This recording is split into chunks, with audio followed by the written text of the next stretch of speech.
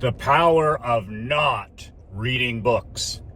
I feel a rant coming on. I have been a voracious reader for the last 25, 26 years, reading over 2,000 books. In that time span, I didn't read any books through high school.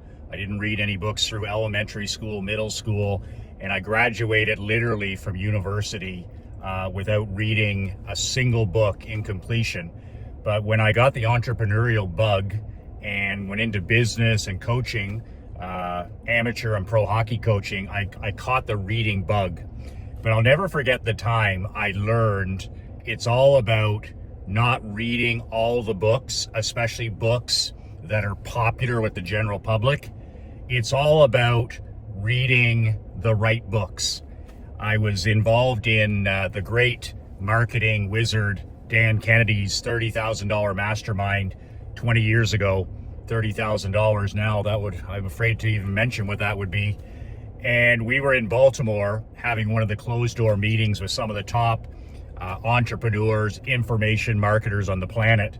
And there was it was my hot seat, my marketing hot seat. That's where you sit at the front of the room and the other 15 or 16 people in the room answer questions, work on your business, give you feedback. It's incredibly valuable. That's what the Napoleon Hill Think and Grow Rich Mastermind is all about. The combined power of so many people.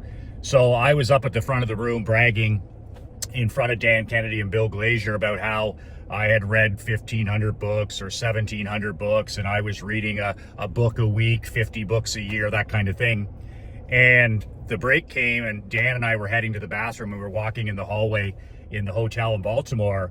And he said to me, he said, Michael, he says, I'm not impressed that you've read 1,500 books, 2,000 books. He goes, I could care less. He says, in fact, you need to learn the power of not reading books. And I was confused. I was like, what do you mean? You've always said that leaders are readers. You need to have an insatiable appetite for knowledge. But then he stopped me and he said, he goes, Michael, what percentage of books, brand new books that you read, are outstanding? Absolutely outstanding. They're life or business transformational. And I said, probably about 10%. He said, I would say 1%. And the more I thought about it, the more I agreed. If I read 100 books, maybe one, maybe two, maybe three were transformational. So many books, he told me, because I mean, the guy he's published over 30 books. He said most books that are written, especially in today's world, they're full of fluff, they're full of theory, and there's so much BS in them. He said, usually, there's no depth and there's no reason for you to spend hours and hours, if not days and days, reading a book that's a couple hundred pages, 300-400 pages. He said, start doing this instead.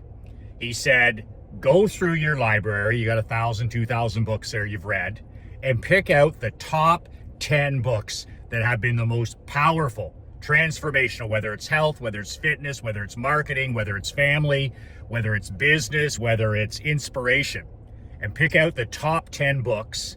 And he says, instead of continuing to read all these new popular books, popular with the great unwashed arses, he said, instead, start reading these top 10 books you select, start rereading them every year. So 10 books, reread them every year, and do that for 10 years. So he said, instead of reading 100 brand new books, 100 new books, read these 10 books every year for 10 years. Same thing, 10 times 10, 100. He says, and watch the difference in your business and your life. And it was absolutely a game changer. And I picked up, I got it down to 10 or 11 or 12 books. And for the last 15 to 20 years, I've been rereading this list of 10, 11, 12 books every year. I usually take one a month. Like I'll take Tim Grover's book, Relentless. Tim Grover was Michael Jordan's personal trainer. And I read that book every December. I reread it. I've read it over 10 times. And I re-highlight it, I retake notes, and that catapults me into the new year. That's the book I like to reread heading into the new year. Dan Kennedy's Time Management, No BS Time Management. I reread that book. I've read it over 10 times every January. to tighten up my time and energy management skills. And I just go down the list. I read, the book Power, and I reread that book every year. And then I filter in some new books. But the priority now is for me to read these 10 books, at least reread them every year. And it's proven, Dan was right. It's more powerful to reread 10 books 10 times than it is to read 100 new books. And there's a great quote about the art of not reading is very important. It consists of not taking an interest in books that the general public takes an interest in. In other words, like the godfather of personal peak production performance, Earl Nightingale, the godfather of peak performance, he always said, if you don't know what to do, just look around at what everybody else is doing, the general public, and do the exact opposite, and you'll never make another mistake in your life. Well, this applies to books. The discipline of reading is not deciding all of the new books to read that are popular. Any book that's causing a commotion with the general public is a book that you do not need to read. Because the general public, like Uncle Earl said, is dead ass wrong about almost everything. Dead ass wrong about money, dead ass wrong about marketing, dead ass wrong about health, dead ass wrong about fitness, dead ass wrong about marriage, dead ass wrong about fatherhood. Should I continue? So if a book is popular or making a commotion, that's a good signal to you to not read that book, to not take that book seriously. And choosing what not to read is more powerful than just reading whatever else comes out. Because there's always going to be useless new books, new shiny objects that'll take you away from reading and rereading great books. That's one of my favorite quotes that I ever read is, the problem with new books is they stop us from rereading outstanding old books. So if you're looking to help yourself focus better, to improve your concentration, if you're like me as an entrepreneur and as a small business owner, if your number one struggle right now in 2025 is procrastination, then let me help you at least double your income, at least 2x your income in the next year. But more importantly, start working about 10 hours, a minimum 10 hours less a week. Like what the hell would you do with 10 hours more a week? That's 40 hours a month. And that's what I was able to do by following this one page, my famous, infamous one page, get shit done productivity checklist. I print off 7 of these every Sunday and follow them. This is my time management, one page productivity checklist.